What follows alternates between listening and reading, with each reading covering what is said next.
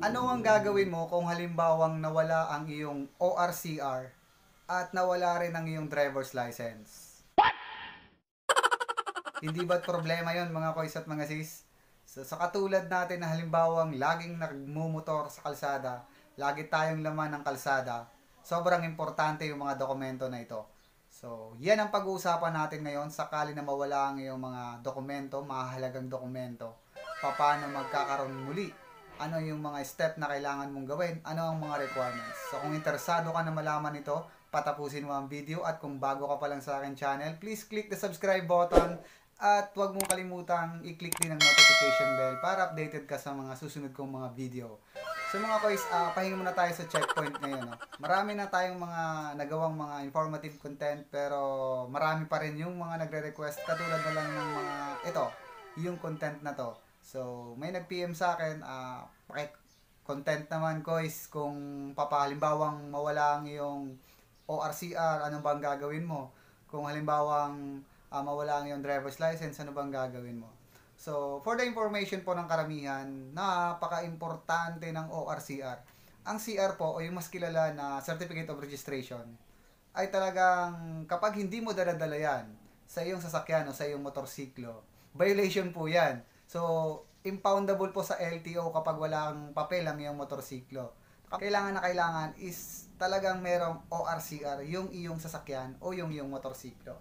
Sa lahat ng mga nagtatanong kung paano ka magkakaroon ng bago or duplicate na CR is simple lang mga kois. Unang-una is i-comply mo lang yung mga requirements na sasabihin ko, then sundan mo lang yung mga step na i-share ko sa inyo at magkakaroon ka na ng iyong panibagong Certificate of Registration.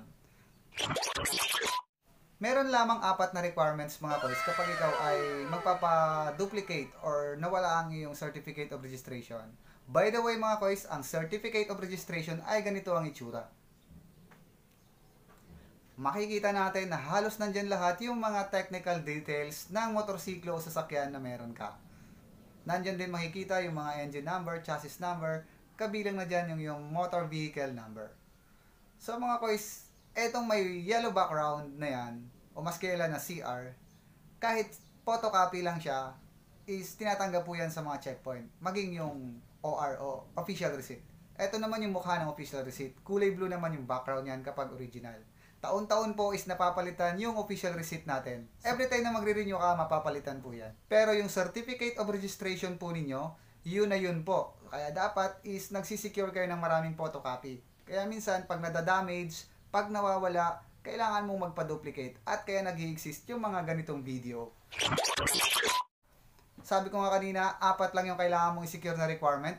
Unang-una, siyempre, is yung affidavit of loss. Makukuha mo yan sa mga notary public na nakapaligid lang din sa LTO, then sa mga attorney's office. Siyempre, pag mayroon kang affidavit, dapat ay meron itong notarized.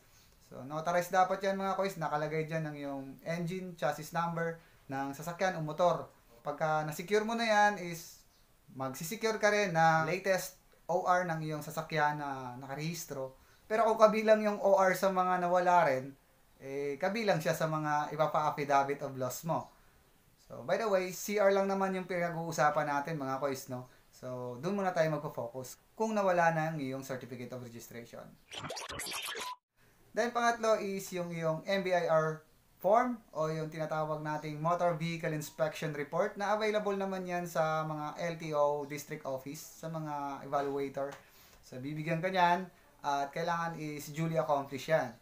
Then, pangapat, magsisecure ka rin ng iyong 2 valid IDs. So, tandaan po natin, 2 po yung kailangang ID natin at ipapapotocopy po natin yan. At meron tayong 3 perma dun sa ibaba ng Xerox copy. Para po masigurado na ikaw talaga ang nakalagay doon sa ID at ikaw talaga yung signatory.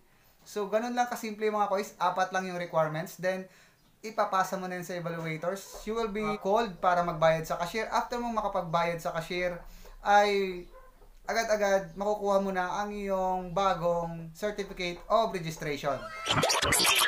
Halimbawa naman mga kois, kung driver's license ang nawala sa'yo.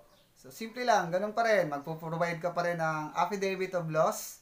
Then after mo makapag-provide ng affidavit of loss is magsisecure ka rin ng iyong valid ID, isang original of course, tsaka isang photocopy of course, meron din perma. Then wag mong kakalimutan yung ADL form o yung application for driver's license form. Then after doon, papasa mo sa evaluators, kapag okay lahat, tatawagin ka para magbayad.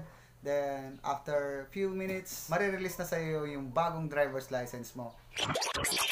Ang sinasagot lang natin dito mga kois is kung ano yung mga requirements at kung ano yung mga proseso.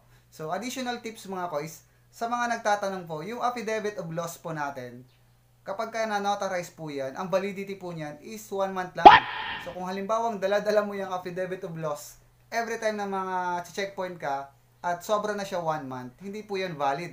So, kapag kayo ay nawala ng isang dokumento, at nagpa-affidavit of loss po kayo, ang validity po niyan usually is 1 month lang. Ngayon, kung susobra na po yan, may nakalagay naman yan doon sa stamp niya na valid until ganitong araw. So, dapat is aware po kayo dyan. Dahil kung expired na po yan, kukuha na naman po kayo ng panibago. So, another gastos na naman. Ang mga affidavit of loss, depende po yan ngayon sa kung ano yung nawala. Like sa CR or Certificate of Registration, umaabot na po yan ngayon ng kulang-kulang 400 to 500 pesos. So, sa hirap ng buhay ngayon, mahirap kitain yan. So, yun lang mga kois. Kung may mga additional kayong katanungan, is itanong nyo lang at sasagutin ko po yan. So, sa lahat ng mga subscriber ko na may mga RS125 FI model, nag-accept na po ang aming grupo. Ito po yung grupo namin. So, we are 6 years and counting. Salamat po sa pagtitiwala sa aming grupo. So, lahat ng mga riders po dyan, salute po sa inyo.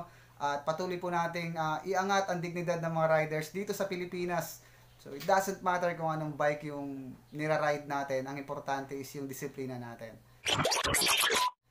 Sa susunod ko na mga video is ibabahagi ko na sa inyo yung mga ilang mga cause ng accident na madalas ay nakakalimutan natin sa kalsada.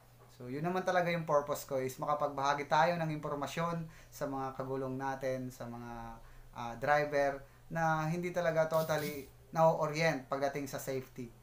So, again, ako pong muli si Kois Tony ninyo at natapos na naman natin ang another tae content, ika nga ni Sir Sak. Shoutout po sa lahat ng mga tropa natin sa Palawan Motovloggers at sa lahat-lahat ng mga sumusuporta sa akin channel, especially kay Alan Demela, kay Mark Mabini, at sa lahat ng mga tropa natin dyan na patuloy na nanonood ng aking mga videos. So, ride safe po lagi, and ano man ang marating mo sa buhay, stay humble mga kois.